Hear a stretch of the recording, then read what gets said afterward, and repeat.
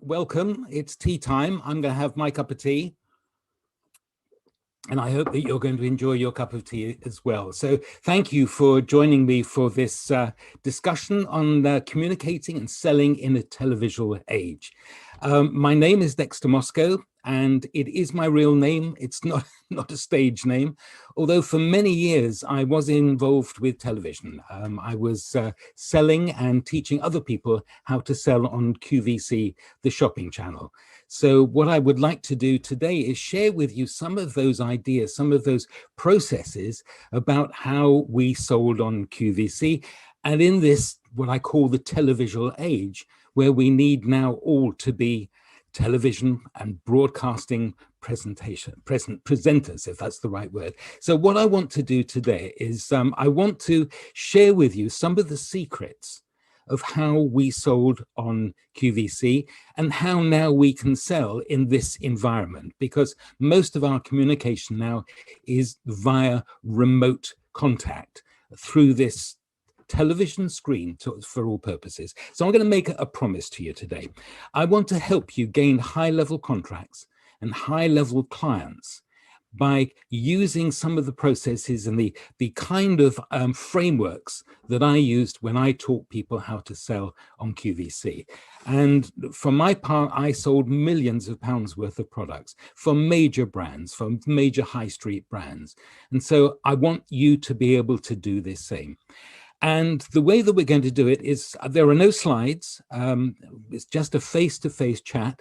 So if there's any particular discussions or if any particular questions that you would like to ask, then please do. I've got the chat box open here, and Ellie will feed me those questions. This is not a lecture. This is a discussion. And I want to make it as relevant to you and for you as possible. So there are three elements that we're going to look at today. And those three elements are equipment. What are the equipment that you need to be effective in this environment? What's the content of a presentation, a discussion, a pitch that you can make? And so we'll look at some of those frameworks. And the third element is delivery. How do you deliver what you want to talk about? How do you deliver so that you gain the business that you deserve? So, if anybody has ever told you, you can't sell on Zoom, it's a lie. You can sell on Zoom, and obviously we're on a Zoom call, so this is what I'm referencing, but there's loads of other elements, other facilities where you can get online, talk to your team, talk to your clients, and just generate the activity, because that's what it's all about today. So first of all, I'd like to talk to you about the camera. The camera that I've got is a Logitech. It's the high definition one. It's 180p.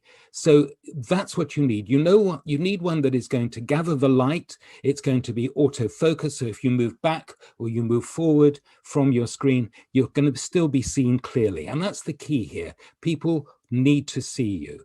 And so that's the first element. If you're using a phone rather than a laptop, or I'm using a desktop here, then make sure that it is on a tripod. The worst thing that happens, and you've seen it so many times, when somebody is talking and there's constant movement on the screen, it's very, what's the right word? It disgregates you or discombobulates you. So think about how you can stabilize that vision. The next most important thing is the microphone. Now, obviously, there's some good microphones that are in these camcorders, these cameras that, in fact, I'm using one where it does have a microphone, but I prefer to use a separate microphone. And this is, actually, I think it's also a Logitech. It's called a Blue Snowball. Why it's called a Blue Snowball when, in fact, it's black, but that's another thing. So use a microphone that is going to restrict outside noise, because again, that can be discombobulating or can detract from your presentation. So think about that. The other thing I would suggest, and I'm not going to spend a lot of time talking about equipment, because I want to get into the nitty-gritty of how you sell, how you make those connections, and how you get those clients and the customers that you need. So the last bit I would talk about is lighting. And the lighting that I have got is, there is in fact a ring light just suspended above the camera. So it casts a light on me. I've obviously got other lighting, and be aware that at certain times of the day, especially when the light is going to stream, or hopefully the sunlight is going to stream through the window, that you need to be able to match that. You need to be able to match the light from the light that you've got, the ring light, and the light that's streaming in from the window. So those are the three most important elements: the camera, the microphone, and the light. One other thing, and I'm not using it today, but you can see in the corner there, I've got a green screen. The green screen is very useful when you want to throw a background up.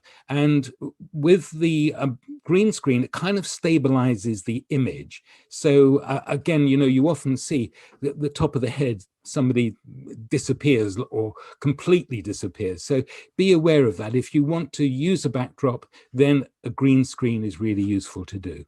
So that's the major thing about equipment. Now to the real nitty-gritty, the content. As with any online discussion, conversation, you want to know where you're going. And that's certainly true in the physical world, in the world where you are actually talking to people physically, face to face. Do you remember when that used to happen? We talked to people face to face, and if we were at a business meeting, we created an agenda. So I'm certainly suggesting that for you. Make the agenda, those key points that you want to get over, the message that you want to convey.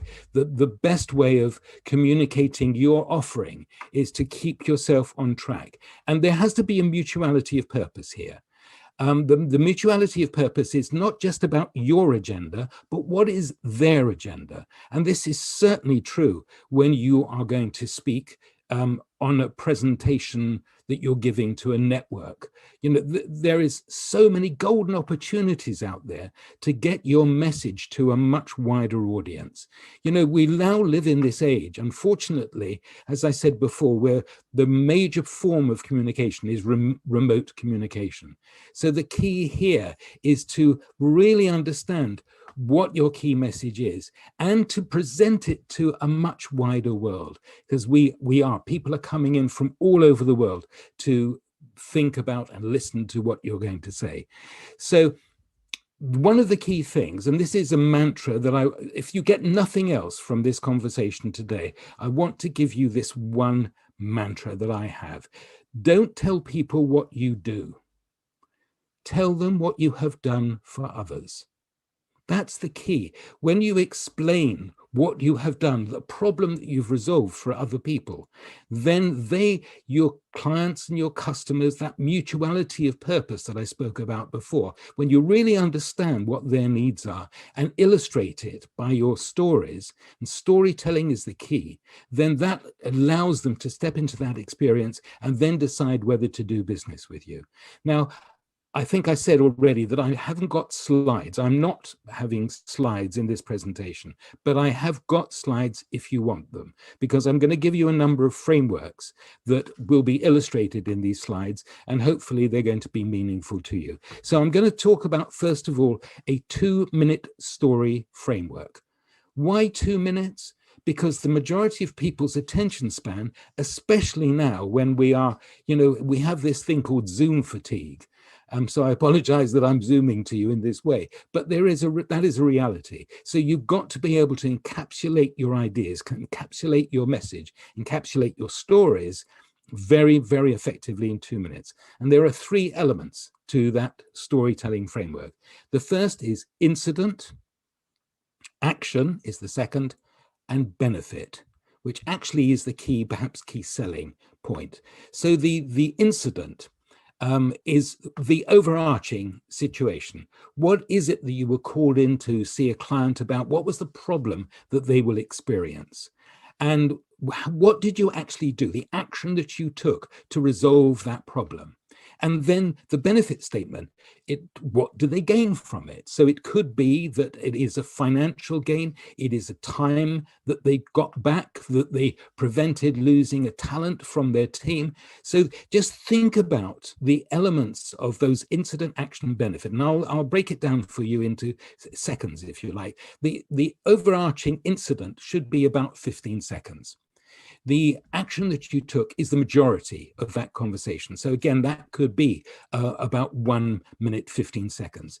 And the benefit statement is about 15 seconds. Now, it is not so much a hard and fast rule, but mainly a guideline, but certainly a 2-minute story that engages people, that people can step into that experience to see again what you have done for others, so that they can say, do you know what? I've got that kind of a problem. They can resolve it for me, or he can and she can resolve it for me. Because remember this again, that in this environment, we are invited into people's homes. And so the key here is to make an emotional connection. And I'll explain that in a little bit more detail in a minute. But the key thing here is to understand that because we are invited into people's homes, we can't sell to them down the throat of the camera. We have to be more subtle, because if you invited a guest into your home, which is in fact what's happening here, would you pitch at them? No, you wouldn't. You would find a way of getting around that conversation and getting to your key message. So that element of the 2-minute story, the incident, action, and benefit, is so important to you. So I'm looking down because there's another key element that I want to tell you about, and that's the 30-second commercial. It's what we know as the elevator pitch, but it's an elevator pitch with a difference. It's not, again, telling people what you do. It's about identifying the problems, the pains that people are experiencing that you can resolve. And here you need to know what are the pains in any particular industry or in any particular sector for the people that you're speaking to. So that's research. You need to find out what's going on for them. Read the CEO's report, read the chairman's report, do some research on LinkedIn, find out what are the pains that they're suffering. For instance, if somebody says to me, Dex, what do you do? And I would say, typically, I work with owner-run businesses or larger organizations where their frustration is that they're not gaining the business they require from the presentations they're making. Or perhaps their sales force is not connecting with their customers. And so it is about 3 of those elements. I want to go on from that because I want you to think about it. But think about what pains they're suffering and use those words. Use the pain words: frustration, angry, fearful, all of those things that you know are keeping them awake at night. Because when you address that in a 30-second commercial very succinctly, they think, again, my goodness, that person understands me. And in fact, the real key here is when you're pitching to somebody and you really know what the problem is, even in a network situation, when you state what you know is going on for them, you cease to become another salesperson. You become somebody who empathizes with them, that understands their problem. And if you can come up with something, which I'll address later, that they didn't even think about, my goodness, you're in. So that's 2 of the real content elements that you can structure within your presentations or your business pitches and discussions. And this is also true of when you are seeking a promotion or in whatever situation where you're needing to sell yourself, because that's the key here. It's selling yourself. So let's go on to this next framework, which I call the 4 cornerstones of an effective presentation. And those cornerstones are literally this: your personal credibility, your company credibility, 3 or 4 facts about, if it's a product fact, 3 of those, 4 of those. If it is a discussion about your service, what are those 3 to 4 key facts about your service? Or if it's just about you, what makes you different? So once again, those 3 first elements: personal credibility, company credibility, 3 or 4 facts about what you do. And the last of this is so important. It's WIFM. Now, that's not a radio station. It's what's in it for me and what's in it for them. So, going right the way back to what I said to you at the beginning, it's that agenda, that's mutuality of purpose. So what is what you do going to impact them positively and get them out of the problem? So let me go back on that discussion about the individual elements of this. Personal credibility. What is your personal credibility? What is your right to talk about what you're going to talk about? What is my right to talk to you about selling in this environment? I've already mentioned that. I worked for many, many years for QVC, the shopping channel, constructing cells that would help me sell whatever product that I was selling. It wasn't services, it was pure product. And they sell amazing amount of money every day, millions of pounds worth. And so a number of these processes is how they are effective. Storytelling is at the core. So think of the stories that you can tell that illustrate what you do. Those personal credibilities, what right, as I said, have you got to talk about that? The company credibility could be the companies that you've worked with or worked for and the results that you've achieved for them. I've already talked about QVC. I could tell you about Lego or Mothercare or British Land or a number of the accountancy practices and law firms that I've worked with. So all of those elements really are what you should include in terms of your company credibility. The 3 or 4 key facts about what your product does, what your service does, what you do. Because there is, and this is another mantra of mine, which is really important for you to realize, people buy emotionally, they decide logically. So you have to tap into the emotion because that's how we filter information. Then you can talk about the logic. So what's in it for them? Think about that, what we've already spoken about. What is it that is happening for them that they're not happy with?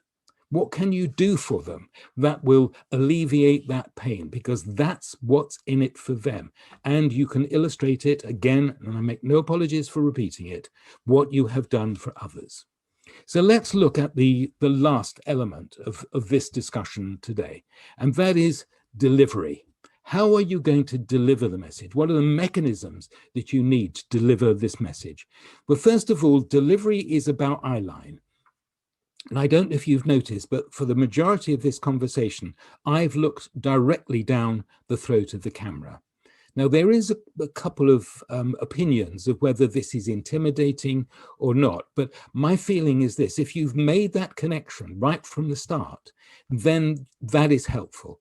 To look down the camera, to make that connection, to make that emotional connection. So be very aware of your eyeline. And so if you are using a phone, make sure that the eyeline is right, that you're looking down the camera part of the phone. Same if it's a laptop, you may have to turn it on its head because obviously when you're using an iPad, then the camera is at the side and that makes it a little bit difficult to create the eyeline. But the most important thing is to be aware of that.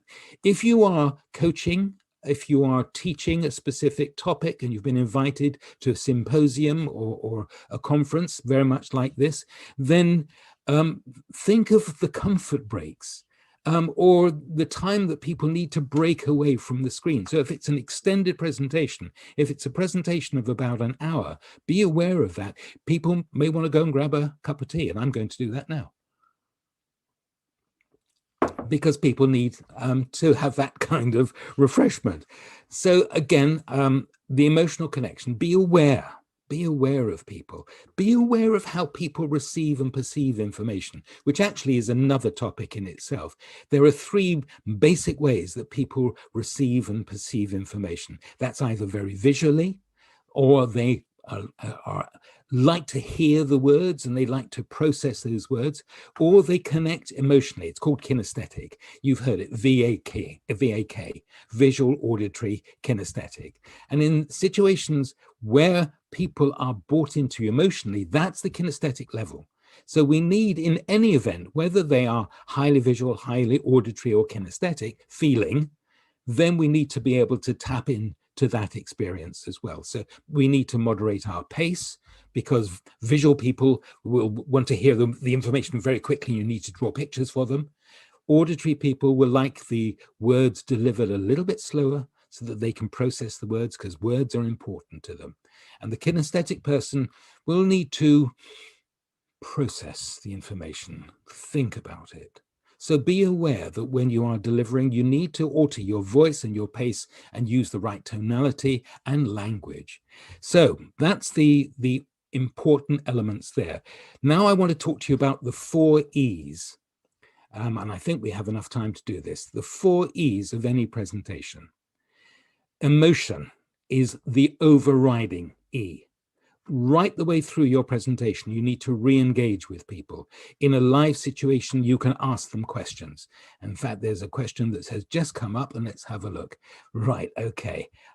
It's not a question, it's a 10-minute warning. So I know how much time I've got now.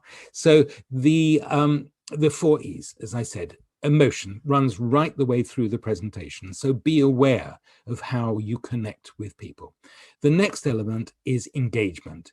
There is a horrible reality. When we're on these kind of calls, we only have 7 seconds to create an impression. And if we want to create the right impression, we need to think very carefully of how we're going to start the presentation. Certainly in a live situation or a networking situation, you would thank the people that are hosting the conversation. So I'm going to thank Ellie now for doing this. So that's one area of the 4 E's, the engagement.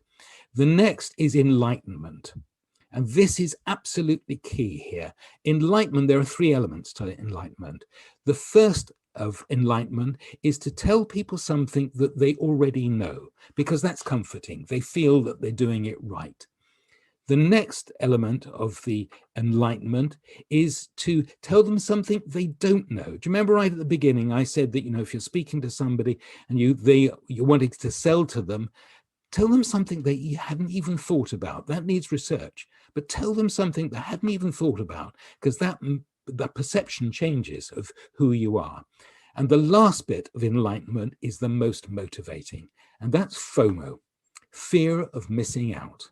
If you're telling them things that other companies, other individuals, other situations that they're doing that the person you're speaking to is not doing, my goodness, is that motivation enough to buy from you?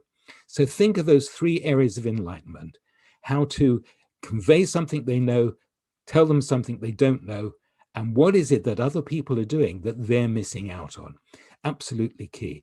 The next bit, and I hope I've done this for you today, is entertain. If you're not entertaining, if you're not stimulating, you've got an audience out there. And whether it's a television audience or it's a networking audience, you have to do something that is going to be entertaining, or something that makes them, you don't need to tell a joke. Although if you're a good joke teller, then that does it. But make it relevant. Tell stories that are relevant. So make it a little bit more personal experience, rather than just telling them facts and all of that bit. So those are the key elements. But the last element, which is really important, it's almost the +1. So you've got the emotional connection. You've got how to engage with people. You've got how to enlighten with people. You've got how to entertain people. And you can use props and various other things to do that. The last bit of it is how you excite them. If you're not excited about what you do, how the hell are you going to make anybody else excited? So those, for me, are the most important things. When you're gleaning information, especially in networking situations where you're not presenting, think in terms of the 70-30 rule. Now, that's not Pareto's rule of 80-20. 70-30 is 70% of them doing the majority of the talking. So if that's the case, then 30% is you're asking deeper and better questions, because when you do that, that informs what your talk is going to be about. Now, I'm not going to sell to you, although what I will show you is this information that I've derived from today is my book, Stand Up and Sell, where these processes, I've taken it from this book. So just think through what those processes that are effective for you and how you use them. If you want to email me, if you want to make contact with me, then you can contact me at Dexter dextermoscow.co.uk. So I'd be very, very happy to talk you through some of the ideas that we have talked about today. Because as I said, my main purpose today is to give you those secrets. And what makes me different from anybody else?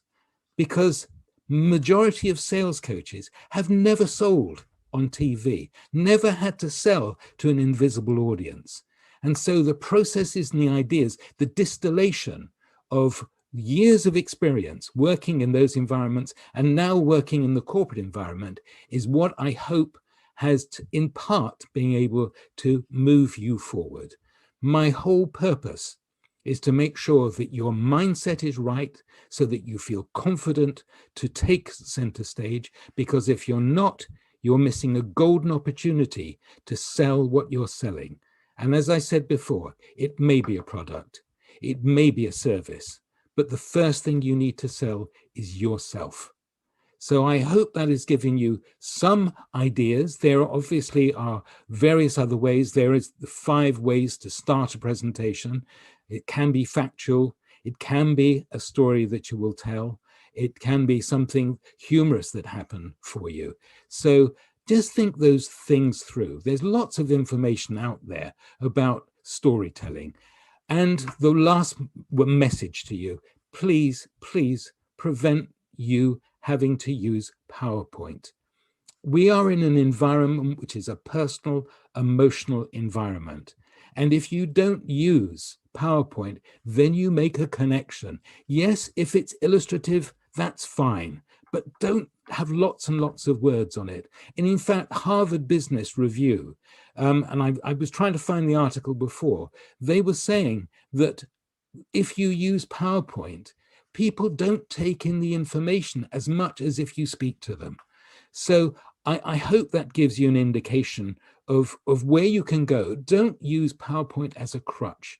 Use it for illustrative purposes, and then you will find that there is something of value for you. So that's what we're discussing. Think about the equipment that you use. Think about the kind of content that you deliver that is fantastic for you, that is meaningful to them. And last, think about your delivery. And if you just take one thing from this conversation today, don't tell people what you do, tell them what you have done for others. Thank you for joining me at tea time, if it is tea time where you are. From the rest of the day, have a great day. For tomorrow, have a great Friday and enjoy the weekend. Thanks for listening.